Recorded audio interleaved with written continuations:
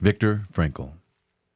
Everything can be taken from a man but one thing, the last of human freedoms, to choose one's attitude in any given set of circumstances, to choose one's own way. Viktor Frankl.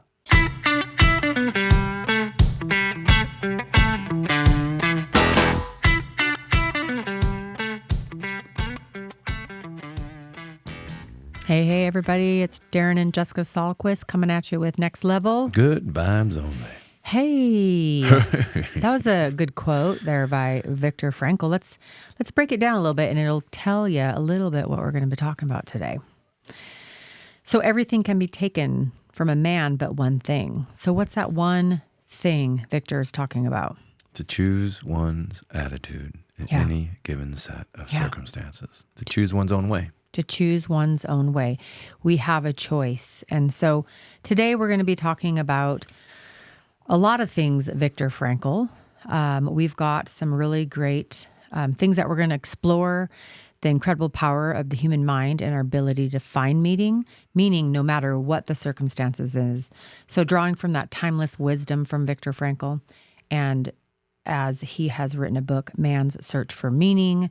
He is a Holocaust survivor, which Darren's going to talk a little bit more about him. So we're going to reflect on how purpose, love, and perspective shape our resilience and well-being. And we're going to share a few of his pathways. And so why don't you tell us a little more about Viktor Frankl? Yeah, and at the end of this podcast, we'll have a few questions for you that you guys can ponder on. That's right. And so Viktor Frankl, he was born in 1905 and passed away in 1997. He was an Australian neurologist, psychiatrist, and Holocaust survivor. Before World War II, he was already a respected doctor studying the human mind and meaning. When the Nazis invaded Austria, Frankl was sent to multiple concentration camps, including Auschwitz. He lost his parents, he lost his brother, and he lost his pregnant wife in these camps. Despite unimaginable sufferings, Frankl noticed that those who suffered longest were not necessarily the strongest physically, but those who had a why, a reason to keep going. He observed that when people had something or someone to live for, love, hope, a goal, they could endure almost anything. So after the war, he wrote Man's Search for Meaning, which has sold over 16 million copies and has become one of the most influential psychological books ever written. He founded a form of therapy called logotherapy, which teaches that our primary drive in life is not pleasure or power, but meaning. And again, this quote, everything can be taken from a man but one thing, the last of the human freedoms, to choose one's attitude in any given set of circumstances, to choose one's own way. That's right. So if you have not had the opportunity to do an audiobook or to read the book, Man's Search for Meaning, would be highly recommended, where we can learn a lot of things from Viktor. And really, if you think about it, 1997 was not that long ago. No. And we can learn a lot of things from him. But today, we're going to share with you some of the concepts and things that we are going to be doing a workshop on at the Spokane Library. So if you're in Spokane, be looking for a library newsletter for the Shadle Park Library, where we will be doing a series of 3 workshops in January. Yeah. So January 10th is the first one. The 10th, the 1 17th, p.m. and the 31st. Yeah. So we're really excited. We're doing this one on the 10th for the mind. And it's going to be called, as I should tell you, The Mind and the Meaning, Finding Purpose in Every Moment. Yeah, and we're going to be sharing a lot of information, a lot of wisdom from Viktor Frankl. As again, I don't know anybody better that can really talk about his therapy that he actually created, which is that logotherapy, which is about finding meaning, that meaning in life that's going to keeps you going. Yeah, he had hope. Yeah, He had hope. A lot of hope. There's some really great stories, and we've shared some of his stories before in some of our podcasts, but today we're going to go through the 3 pathways to meaning and give you a little insight of the workshop that we are going to be doing here in Spokane, Washington at the Shadle Library. And so there's 3 pathways to meaning, and we're going to keep some of this held so that when you come to the workshop, you'll get some more in-person information. But we will talk about the freedom of the mind and do some other activities engagement while we're at the library doing the workshop. But today we're really going to focus on those 3 pathways to meaning. And that very first one is the pathway that is through our work or creation. And Frankl believed that there are many ways that people discover meaning in our life. And you can use personal examples and you can learn from them yourself. So as we're talking about these 3 pathways, think about the things as the audience. Think about how this is connected to you, and think about examples that you can come up with to help you discover more meaning in your life. So going back to the pathway, number 1 is through our work and through our creation. So meaning comes from what we contribute to the world, our work, art, caregiving, services, or creativity. And it's about creating or doing something that matters to us and benefits others. So that is work and that is creation. So what do you think about that? Or do you have any examples for you that you find and discover meaning, a different meaning for life or in life for through your work or creation? Yeah, I just think it's about this whole journey that I've been on. I would say even starting, I don't know, maybe when I moved to Spokane and I started working in construction, working for Spilker Masonry. Prior to that, working with my uncle and his business as a masonry in a company and doing construction. And doing those things like within construction, right? What are you doing? You're building something for people to enjoy. You're building possibly a facility that people are going to be working at, and then also people are going to be able to go in there and purchase things. So there's a lot of different things that you're contributing, and I think those are things that sometimes we forget about when we go to any of these buildings or any of these markets that we go to that were built by individuals, that allow us to go shopping, or even Amazon, the ability of those individuals that deliver our packages to our door, right? Those gifts that we get every day.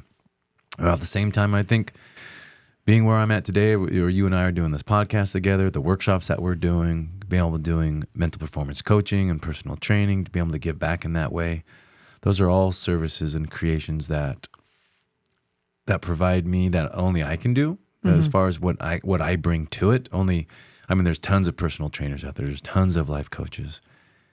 With that being said, every individual brings their own little human side to it, right? Yeah. Their life experiences, and those are things I think that we're constantly learning from, we're constantly growing from, and that's what I enjoy about life, is that every day is an opportunity to learn and learn something new about myself, and going into that growth mindset of creating change, those things that I find that are not working for me, and sometimes that comes back as what we'd call constructive feedback, and figure like, oh man, I thought I was rocking in that area. And then again, that's one of those things when we think on a scale of 1 to 10, we're an 8 or a 9. Really, we're probably like a 3 or a 4. Yes. And so those are those opportunities to not take things personally, and to take a step back and just ask yourselves like, all right, is what they're saying, is there something to that?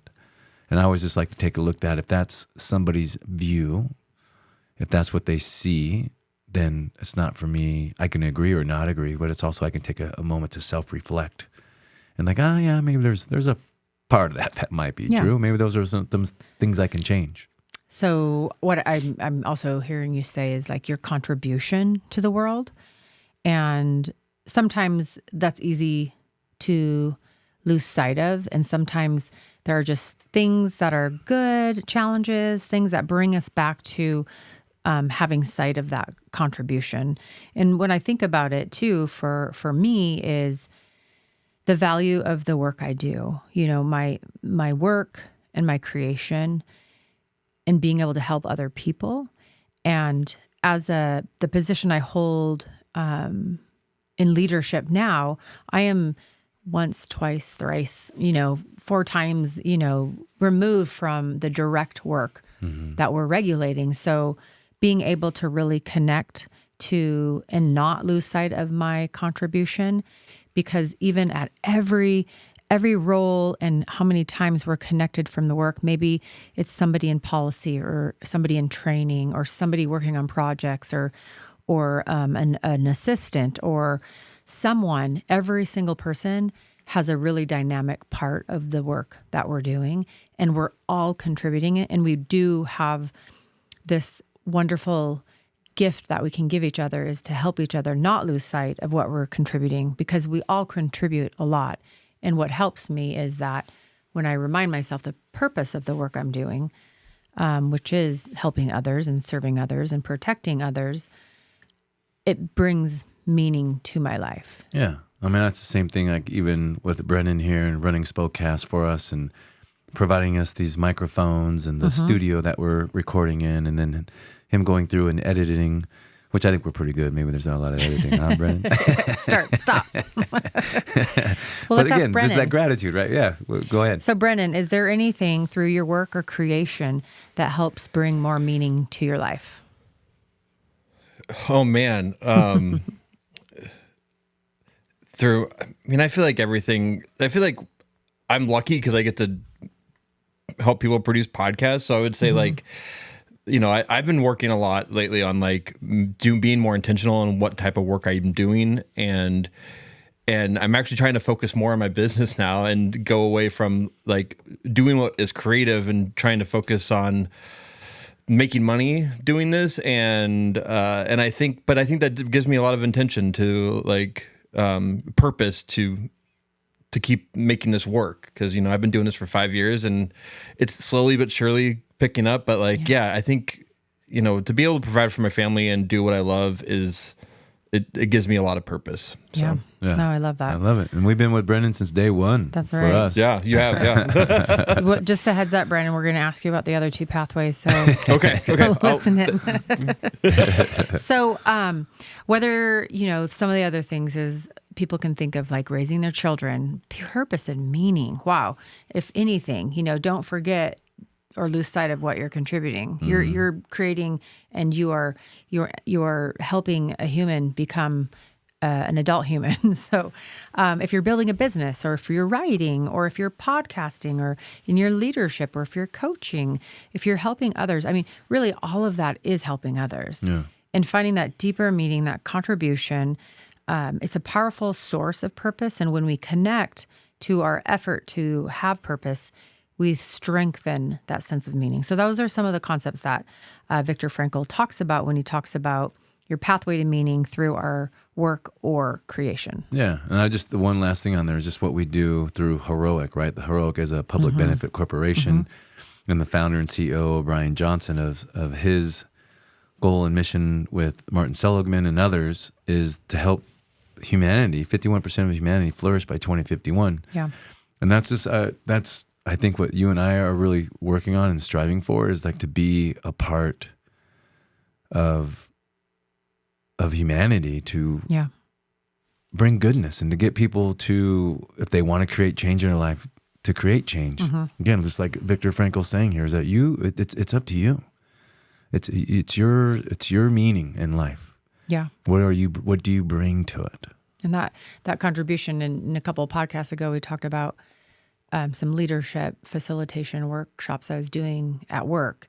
And that has even stemmed more from that by the contributing that in itself. I did the extended leadership, which was 80 plus people. And now I've been asked to do 4 actual workshops in the next year on the same topic. So that's the contribution. We can't forget the contribution that we're making. Yeah. Because even if it's one person, and really this is one of those things that I know we want to save the world and impact the whole world, but each time we speak or we take a breath or we share our wisdom, if it helps one person, that's a huge gift, and that's beautiful. And that's that ripple effect, right? Just the one little thing that it's like, I'm gonna present this at the work in this organization, and all of a sudden just had this ripple effect.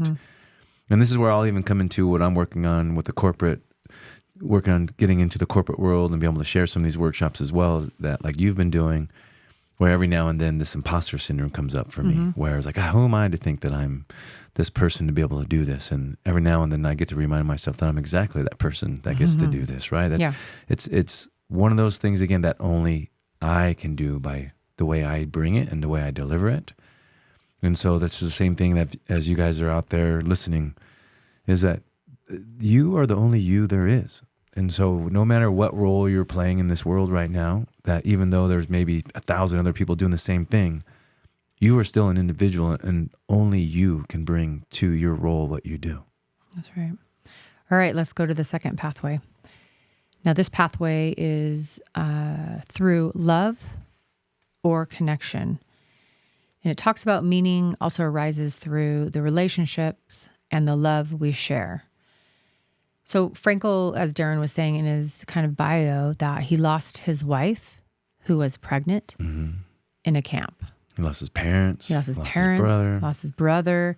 And so he survived the camps, but he survived them by holding on to thoughts about his wife. He didn't let it go. He didn't think only about the turmoil. But he wrote in his book, "My mind clung to my wife's image, realizing love is the ultimate and highest goal to which man can aspire." So as Darren said that bio too, he talked about hope, love, and goals. And that gives you meaning in life. And so he was able to survive these camps because he had hope, love, and goals, and because he clung to his wife's image. He let love lead the way because that created a connection for him. So when we connect deeply with others, whether that be a loving relationship, a marriage, a friendship, parents, just love in general, we find meaning in giving and receiving love. So giving and receiving, it does need to be mutual. So if you're not receiving it, work on receiving it also, but also having compassion and understanding. So through love and connection as a pathway for you to bring more meaning in life, what are your thoughts on that?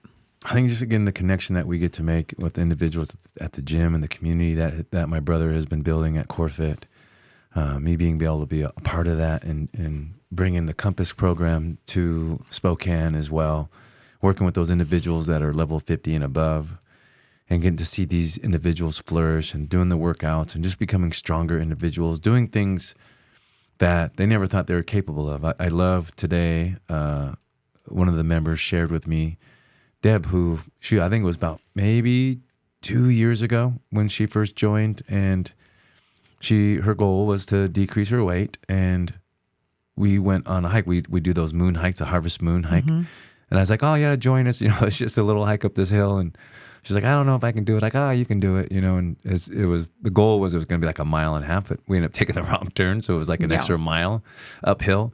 And it was just a big struggle, right? It was something that she did, but we got to the top and we got to celebrate that she did it. But today she shared with me that her and her family just did the Rocks of Sharon, which is 1,400 feet of elevation gain. Yeah. She went 4 miles. Nice. It was just something to where she gets to reflect back on her life and to think about where she started. So like this version of her, that where she's at right now, and she's decreased her weight significantly and increased her health significantly, but she gets to take a look back at that person that first started and say, thank you, right? That person that might have been struggling at that time. And that, with that being said, she continued, she found her why. And today she got to celebrate. They're hiking up 1,400 feet of elevation gain and celebrating. She's had many wins, riding a bike and doing all these things that she hasn't done in a long time. And then in the part of that too, also in Viktor Frankl in the book, one of the things that he talked about through love or connection is, in the book, it's a pretty serious book because they do talk a lot about what happened in the concentration camps. And this is where he was able to put his practice of logotherapy to actually work, right? This is where he got to, walk the walk and talk the talk in here. And one of the things that was in the book that was very impactful for me is that a gentleman came to him in the camp very upset and distraught and was talking to Viktor and talking about how he lost his wife, that his wife, was in the gas chamber, and he was very sad. And so Viktor asked him a question like, how do you think your wife would be handling this situation if you were the one and she was the one that was still living? And he told Viktor like, oh, she wouldn't be able to handle it as strongly as I am, that it would have been very hard for her. And so Viktor got to share with him saying, well, this is where you get to give that gift to her, that you freed her of that burden, that by her passing and you living, that she didn't have to go through that torment. And so it was just a flip of the switch, right? That to bring in this difficult situation where this gentleman got to actually reflect and think, man, my wife would have been far off and very much more upset had it been reversed. So he got to relieve her of that pain. Yeah. And that was just a huge impact. And again, that's the meaning, like finding your why in this situation. So it's a if you have not read the book, highly recommend this book. It's very, very impactful. Yep. And one of the things to think about for this love or connection to help you answer, like, who would that be? And so who in your life brings meaning simply by being who they are? And just by being who they are, it brings meaning to your life. I would say my parents, definitely in a way of, they make me want to be, a better daughter, and for the things that they do for me, they're always willing to step in and help any way they possibly can. So I always think, wow. So, I mean, that brings meaning to my life, because that is the lessons that I learned in my life, is always to help others and to be of service of others and to take your clothes off. I meant to say, take your.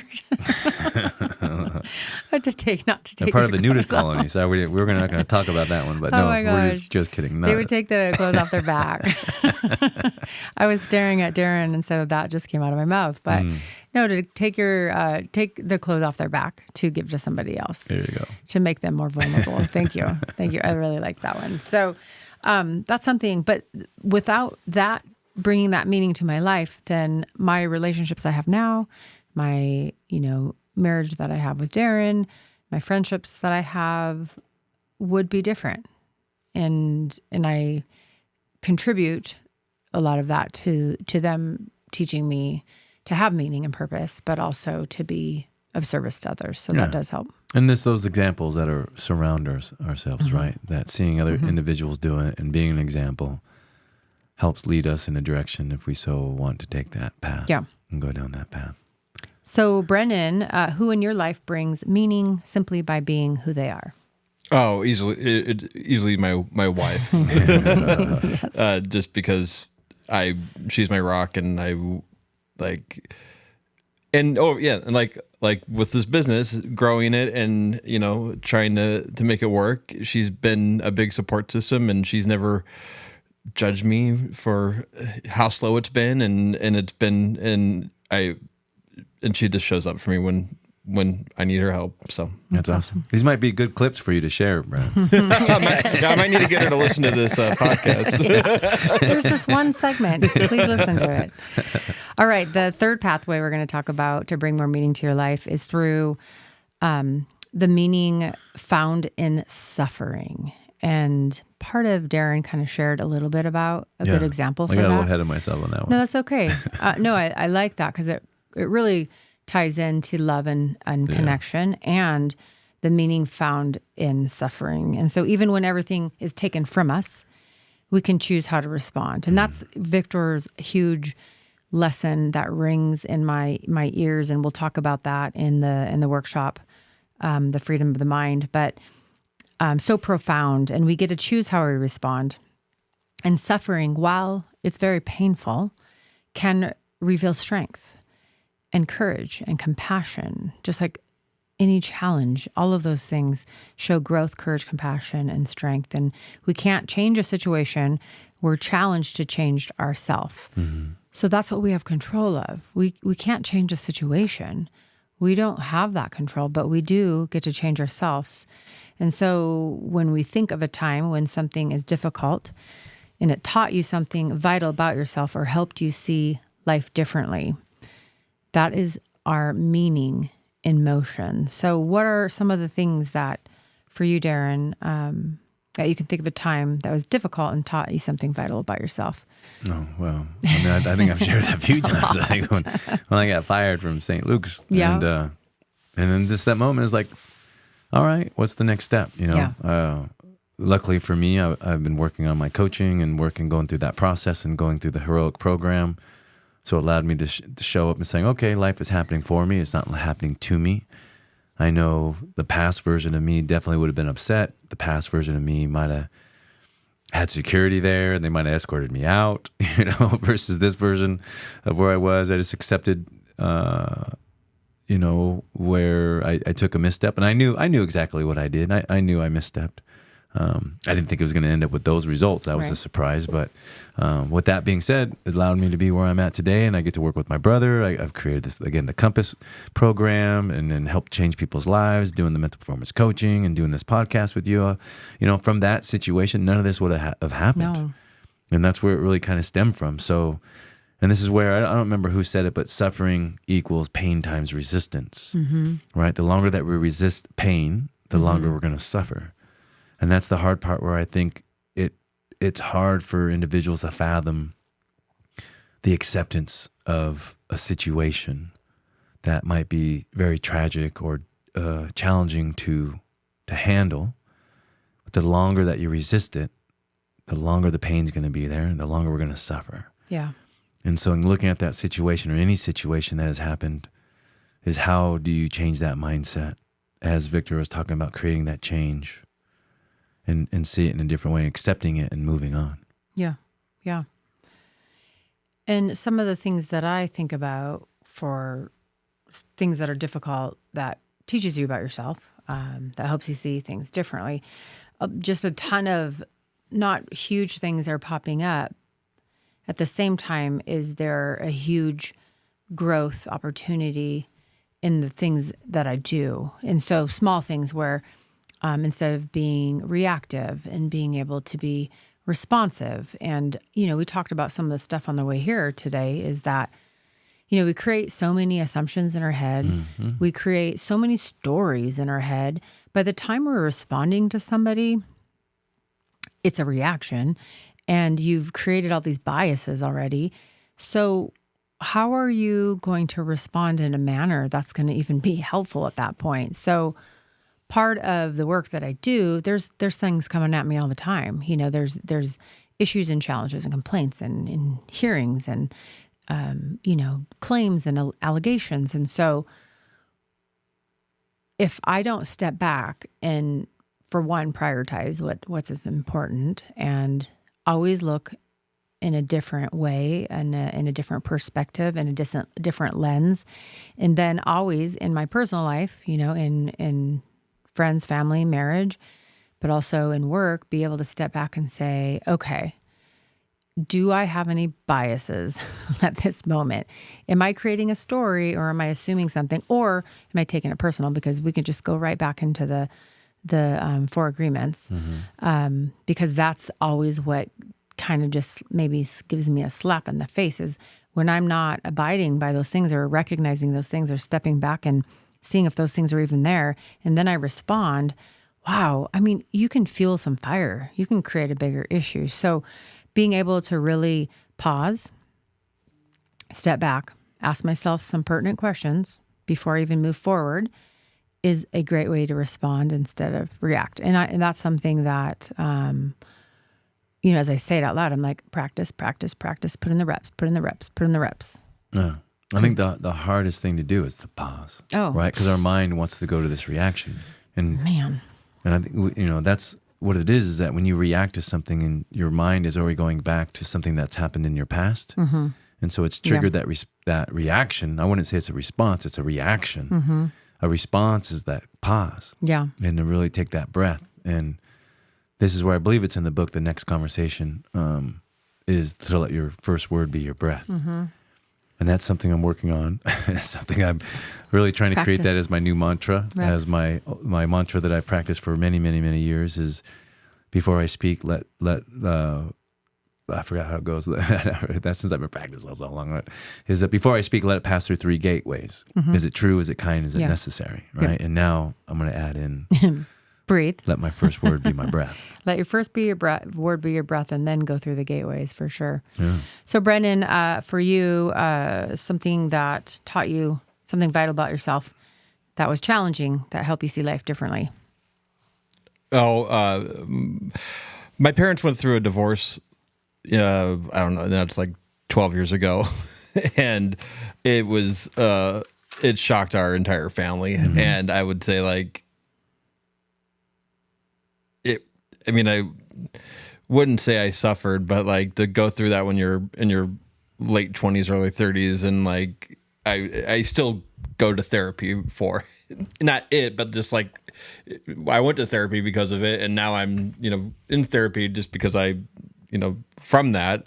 But it's something that I learned from every day, like is just like how to really respect your relationship that you're having with your significant other. Like it's and how important that relationship is, and never take it for granted. So. Yeah. It's one of those things we've talked about where it's easy to fall in love, but it's hard to stand in love. Yeah. Yeah. That takes work. Falling in and out of love is easy. Yeah. And same, Jess and I have our little moments where we go back and forth, but it's standing in love. It's making it work, coming back to the commitments, coming back to the reason again, remembering the reasons why I fell in love with Jessica. And then one thing that we've learned too is that to remember when we get upset with each other, there's only a part of me that's upset. Only a part of me. Just a part of me. There's more of me that is still in love. It's the loudest part of me right now. Yeah. So as we're wrapping up today, I'm going to hand it over to Darren, and Darren is going to talk about the reflection questions, the 3 questions that we like to start off with a quote, and we would like to end with some questions to give you an opportunity to answer them if you're driving, but if you're at home and you're comfy cozy and you got your journal out, why don't you think of the questions and write your answers down? So what's the first question? Yeah, just come back again, whoever you're with, your partner, or just even yourself. 3 questions are, number 1, turn to someone. So think of a difficult experience and what helped you find meaning in it. Where are you going now? So think of a difficult experience and what helped you find meaning in it. That's the first one. That's the first one. That's the first one. Oh, you got it there. I see what you got. But okay, the other one I have. The next one is. Thanks for stepping in there. Of course, I'm here for you. Who in your life brings meaning by simply being who they are? Is that what you have? Or do you have something different? That's great. I like that question. So we're going to do different sheets. So I'm going to say that question again. Oh, so they I'm have going to go back to it. Who in your life brings meaning simply by being who they are? That's right. So we chat about that one. And the next one, we'll do 4 today. Who or what gives you a sense of purpose right now? So who or what gives you a sense of purpose right now? And the last one. I got this one. Okay. Think of a time when something difficult taught you something vital about yourself or helped you see life differently. That's another one. That's not it?